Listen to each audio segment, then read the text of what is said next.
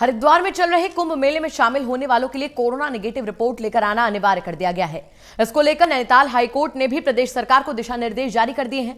हमारे संवाददाता ललित नारायण कांडपाल ने इस मामले पर उत्तराखंड कांग्रेस के अध्यक्ष प्रीतम सिंह से खास बातचीत की है।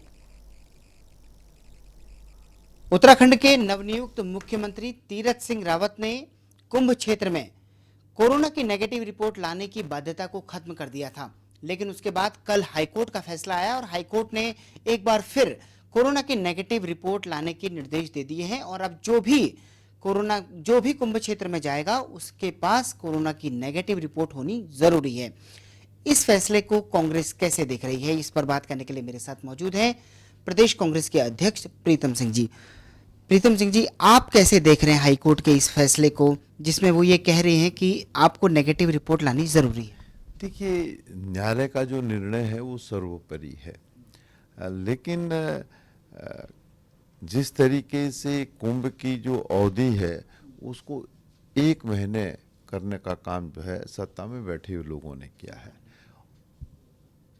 लेकिन इसका सीधा सीधा कारण है कि केंद्र सरकार से कुंभ के लिए जो पैसा मिलना चाहिए था, जो आर्थिक संसाधन मिलने चाहिए थे, वो नहीं मिल पाए। और जो थोड़ा बहुत पैसा मिला उसमें बड़े स्तर पर भ्रष्टाचार हुआ। ये वहाँ के सांसद और केंद्रीय मंत्री ने एक बार नहीं कई बार जो है कहने का काम किया है।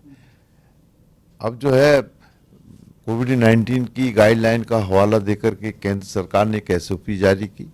उसके बाद राज्य सरकार ने भी SOP जारी की कि जो है कुंभ में जो लोग आएंगे वो कोरोना नेगेटिव की रिपोर्ट लेकर के आएंगे। लेकिन नेतृत्व बदला तो नेतृत्व बदलता है, जब मिजाज बदला तो स्वाभाविक बात है उन्होंने फैसला कर दिया कि जो चाहे वो जो है कुंभ में आ सकता है। कांग्रेस किस फैसले की तरफ खड़ी है? नेगेटिव रिपोर्ट जरूरी होनी चाहिए या नहीं होनी चाहिए? देखिए, प्रश्न कांग्रेस का नहीं है। कांग्रेस किस पक्ष में है किस पक्ष में नहीं, मैं उस बात को पूरी कर रहा था। अगर आप पूरी बात सुनेंगे तो आपके हर बात का जवाब मिल जाएगा।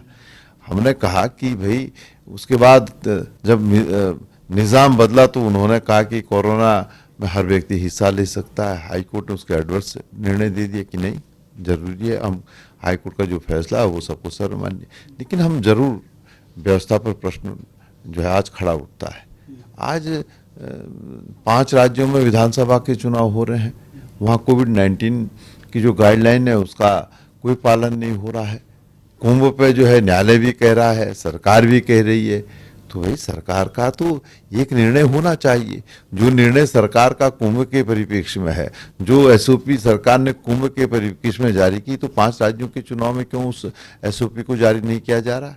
मतलब जो सरकार के हित में बैठे वहाँ कोई कोविड-19 की बात नहीं होगी, और जहाँ सरकार कटघरे में खड़ी होती है वहाँ पर आप गाइडलाइन के आधार पर जो है उसमें काम करेंगे, तो ये उचित नहीं। दोहरा मापदंड नहीं होना चाहिए, एक ही मापदंड होना चाहिए। एक ही मापदंड होना चाहिए। दूसरी सबसे बड़ी महत्वपूर्ण बात यह है सर, सल्ट विधानसभा का उपचुनाव होना है, उसको लेकर कब तक उम्मीदवारों के नामों का ऐलान हो जाएगा? क्या जिन नामों का पैनल आपने भेजा है उनके बारे में कुछ बताना चाहिए? नहीं, देखिए, सल्ट विधानसभा का उपचुनाव बहुत महत्वपूर्ण उपचुनाव है। कांग्रेस उस चुनाव को लेकर के पूरी तरीके से तैयार है, और निश्चित रूप से जो परिस्थितियां हैं वो आम जन जो है उसको देख रहा है, और सरकार ने जो वादे किए थे उसके विपरीत सरकार आचरण करने का काम कर रही है। सल्ट उपचुनाव के लिए कांग्रेस ने अपने पर्यवेक्षक भी वहाँ भेजे थे, उनकी रिपोर्ट भी आ गई है। राष्ट्रीय नेतृत्व से जो है चर्चा होगी, उसके बाद ही प्रत्याशी घोषित किया जाएगा। टोटल टीवी से बात करने के लिए बहुत बहुत शुक्रिया।